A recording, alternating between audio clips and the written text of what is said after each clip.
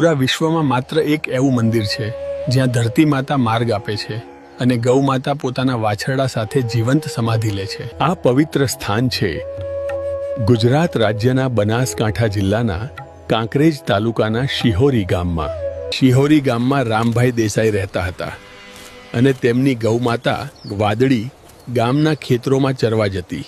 ખેડૂતોના ઠપકાથી દુખી થઈ રામભાઈએ ગૌ માતાને કવેણ બોલી દીધું, તને ધરતી પણ માર્ગ નથી આપતી। આ શબ્દો સાંભળતા જ ગૌ માતા દોડી નીકળી અને 3 ભાઈઓના ખેતરમાં 5 દિવસ તપસ્યા કરતી ઊંઝી રહી। 5મા દિવસે ગૌ માતા બોલી, મારે અહીં સમાધિ લેવી છે અને સમગ્ર ગામ ચકિત થઈ ગયું। મહંત શ્રી કેવળપુરી બાપુના જાપથી ધરતી માતાએ માર્ગ આપ્યો અને ગાય તેના વાછરડાઓ સાથે પૃથ્વીમાં સમાઈ ગઈ। આ સ્થાન પર બાદમાં મંદિર બન્યું જ્યાં દર